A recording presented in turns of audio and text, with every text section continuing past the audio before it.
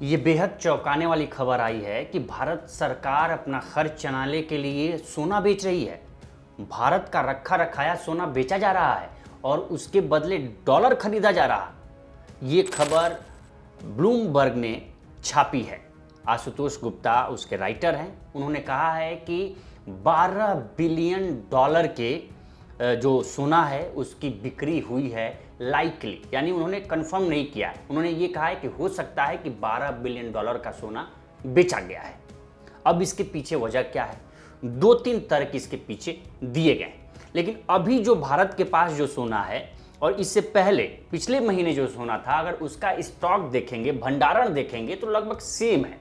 880 million ton के आसपास भारत के पास सोना है और पिछले महीने भी इतना ही था।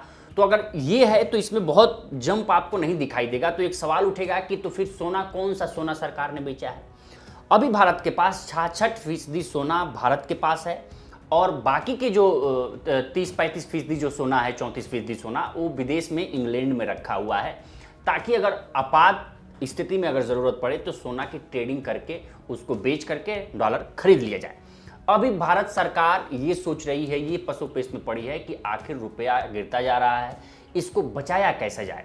तो अर्थशास्त्री ये कह रहे हैं और कह रहे हैं कि शायद हो सकता है कि सरकार ने रुपए की गिरावट को कम करने के लिए, रुपए को बचाने के लिए सोना बेचा हो और डॉलर खरीदा हो। लेकिन ये स्थिति स्पष्ट नहीं दिखती है, क्योंकि अगर भारत सरकार को रुपए को बचाना होता तो डॉलर कभी नहीं खरीदती। अगर डॉलर खरीदेगी तो रुपया तो और गिरेगा। सीधे इसका अपोजिट है, जितना डॉलर आप खरीदेंगे उतना रुपया गिरेगा।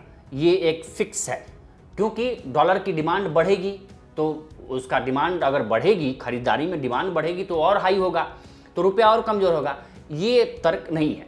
दरअसल ये कहा जा रहा है कि जो अमेरिका और ईरान के बीच जो स्थिति मिडिल ईस्ट में बनी हुई है, हॉर्मुज़ जो जलमार्ग है वो जो रुका हुआ है, उससे तेल की आयात की आपूर्ति नहीं हो पा रही है और तेल में खपत भारत सबसे ज़्यादा भारत आयात करता है और उसको खरीदने के लिए उसे डॉलर की आवश्यकता होगी।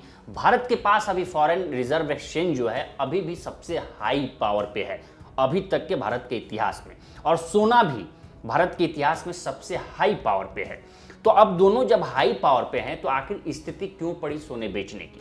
हालांकि आरबीआई ने इस पर साफ कहा है कि ये गलत खबर है।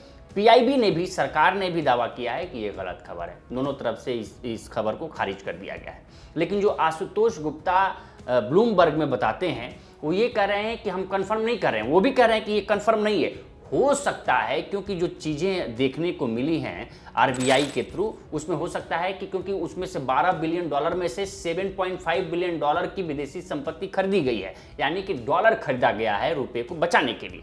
लेकिन आप अगर करीब से देखेंगे तो स्थिति साफ नहीं दिखती, क्योंकि प्रोपोर्शन नहीं है, विपरीत है। अगर डॉलर खरीदेंगे तो रुपया गिरेगा, निश्चित रूप से गिरेगा।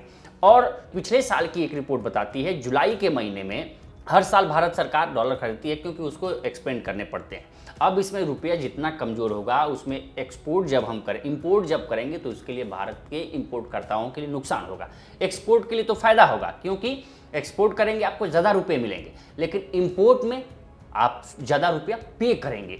तो ये स्थिति बहुत चेक बैलेंस की स्थिति नहीं बनती है। तो इसलिए आरबीआई ये कंट्रोल करने की कोशिश करता है कि रुपये को गिरने से बचाया जाए और रुपये को ज़्यादा मजबूत होने से भी बचाया जाए, दोनों स्थिति में।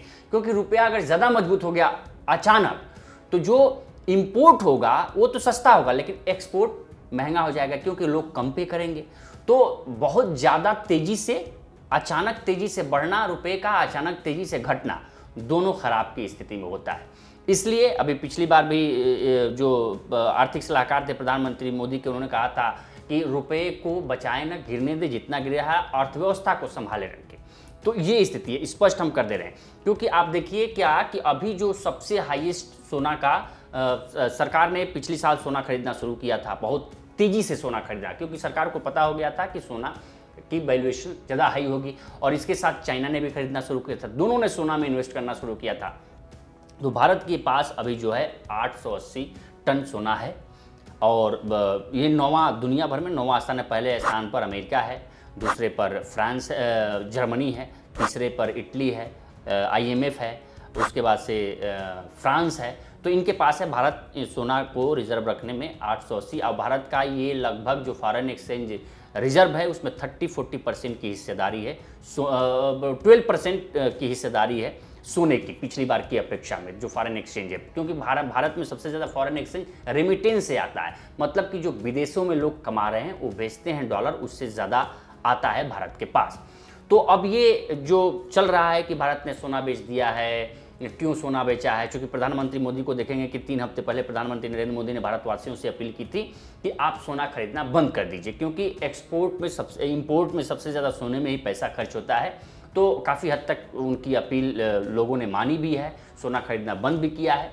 लेकिन अचानक ये खबर आई कि जब लोगों को कह दिए हैं आपकी सोना खरीदना बंद करो, आप सोना बेच रहे हैं।